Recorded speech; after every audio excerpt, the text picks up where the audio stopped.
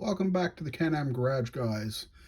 In this episode, I'm going to introduce you to a new long-term project, and well, why not update you with a few other shorter-term projects. Sitting over there is the Mercedes 500 or 300, whatever it is, the 1930s car. It doesn't need that much. I'm just totally unmotivated on it. The same with the Super B, the '69 Super B, the A12 car, which seems to be dragging on forever. Needs its hood pins, needs the fit of the hood tweaked, front bumper, mirrors, and it's done. Unfortunately, just not into it at the moment. Over here, well, I had a pre-painted modern Dodge Challenger, and I found a sunroof off of a Dodge Magnum. Now it's just a matter of figuring out how to do the sunroof to be able to make my friend Todd's red V6 SE sunroof Challenger. Over here beside it, or not far from it, is another Dodge Challenger. This one will become Todd's second car, a silver RT Hemi car. Yeah. Up on top of here, oh, hey, here's the Ford Bronco coming along. Sits decent.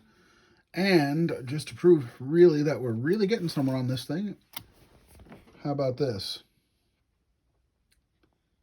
And I don't know if you can really see how good the paint job is here. If you can, no, I guess there's just not enough light at this angle, but, oh, sorry. We'll try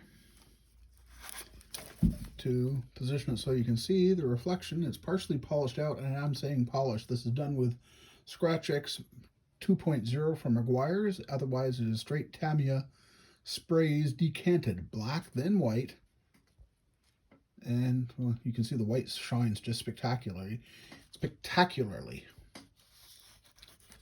not that far. Will it make the deadline? Not too worried about it, whether if it does or doesn't. It should. Over here, I came across my nice little 1/32 scale Freightliner I'd started back a while back. I'd sanded off lots of the rivets, and I'd bought a set of Archer single row aircraft rivets on sale in Black Friday sales, and I've been, using these little rivets, cutting them in strips and applying them in strips, cutting them the length as necessary, and I've been using them to repopulate the rivet population. It's not perfect, nope, but it sure looks a lot better with these rivets on it than it did without. Almost done. Still got, well, basically the other side. Oh dear, did that really move down? It did. I'll have to work on that. Anyway, it's easy to fix, and I will fix it. Sneaky devils.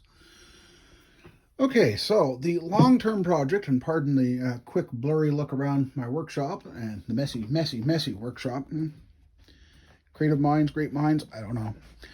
The Model Car Podcast is doing a group build. The group build starts now. And while there's no official finishing date, you do have to finish what you start. The build in this case is build any Italeri truck. Italeri. I have decided to get, I have their DAF XF Super Space Cab, and I'm going to combine it with the Pete 359 Wrecker, even though whatever's printed on here says different. Yeah, well, you have too many ideas and not enough kits, things get changed around. Anyway, this will be turned into I wonder if I still have the picture handy. Yes, I do. What do you know? This will be turned into roughly something that looks like that, except without the side puller, because this being a rotator, it doesn't need a side puller. All the resin inside, well, I have a low roof available for it, because you see the DAF cab was sold in North America as the Kenworth K500, which was only for off-road use. However, I'm a modeler. There's a little bit of license built into that. Other things that I've got here, this is all from Kit Farm Services. You can see just how impressive the detail is here on the inside of the cab, the extended roof. I've got some safety pylons because heavy tow trucks bring them with them. Here and here and here is all from Kit Farm Services for their recovery vehicle set. I think that's, yeah, this is the recovery equipment set. There's one set, and then there's another smaller set, which I bought separately from it. That would be this. There's, and pardon the bad lighting, there's also photo etch for the snatch block. There's tools. There's everything I could want. And why do I want all this? Because I plan to, yeah, this is the brave part. I plan to open up the cabinets on the tow truck and fill them with all sorts of neat, well, all the neat little tools that you see there, at least in general. Yeah, this is definitely an ambitious project. I sure hope I can. I sure hope I can live up to it. Yeah, we shall see, though. Cover told you that this, that, this, that, this, that. Well, I guess that's about. Oh, yes, I was going to. Seeing as I have a smaller scale, 1/50th scale die cast of a much more modern tow truck by the same company. The tow truck part being from here to here on the box. It's made by Miller Industries and marketed as a Challenger.